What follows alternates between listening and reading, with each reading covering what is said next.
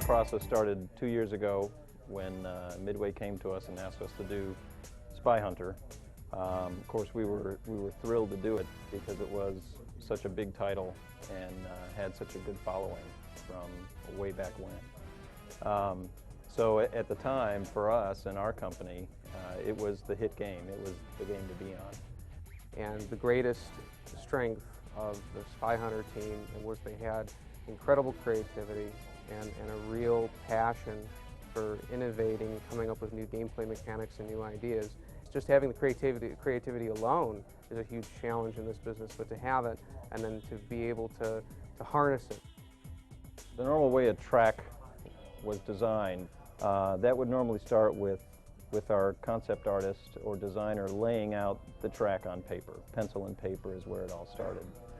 That design was then discussed amongst team members to try to find out if it was really going to solve the problems that we wanted to solve with that level.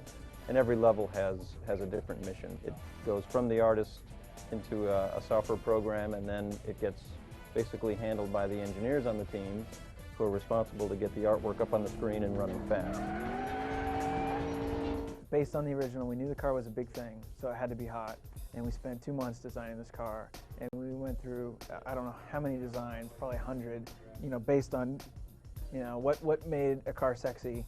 And the base structure runs on this strut in this line here, which the cockpit goes in and out because it has to turn into a motorcycle, which what happens is the center section's blown out and these side panels are dumped off except for this part here, which is the core, and you shed your skin, which was pretty important. The fact that this thing had to turn into a boat, a motorcycle, and a jet ski and a car was a pretty big design challenge.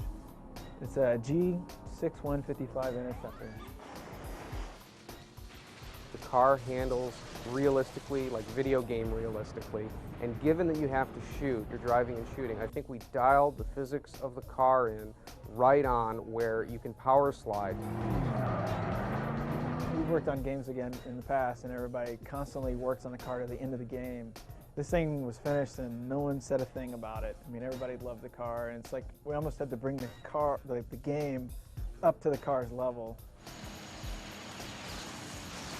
Having some stealth type missions and having objective based missions, yet all the while having all these bad guys in the level that you have to shoot. I mean, there's just a lot of stuff going on. And upon playing it and seeing the reaction from the team, it just needed to be a little bit more. So that's when we made it objective based. And that was a huge turning point in the game because that's kind of when we brought in the whole story element. First objective complete. The biggest thing was having these things in there and creating this objective type of gameplay. So the player has something to shoot for, a goal to pick up along the way. Before then, it's like everything's on paper, everything's concept art, everything's tests and formulas and prototyping. And once you get to that point where you see this living thing in front of you that you've created, and all the pieces are working together, everything's jiving and shifting and shooting right. And working with the original concept of Spy Hunter and throwing into it the new features that the old game didn't have was a huge challenge for us. And I think we're very proud of what we produced, and I think it's going to be a very successful product. The bottom line is it's a lot of work. It's far more work than you could ever conceive or you could ever imagine. It's unlike, let's say, you make a vacuum cleaner, and perhaps next year you're going to shoot the plastic mold of the vacuum cleaner in red as opposed to blue, or you're going to have a few more amps of the motor in that vacuum cleaner, or it's going to suck a little better, or whatever you want to call it, right? Well, in the video game business, you reinvent yourself, you redefine yourself every 18 months, because that's about what it takes to do a video game. And it's very much being in the entertainment business, and you can never really rest. Objective complete. It's not all fun and games, but there are parts of it when you get to the end that really are fun and games, where you spend all of your time tuning and tweaking, and all you do all day long is you play the game over and over and over and try and make it great. And when that process isn't tedious, when it's a fun process, then you have a great game.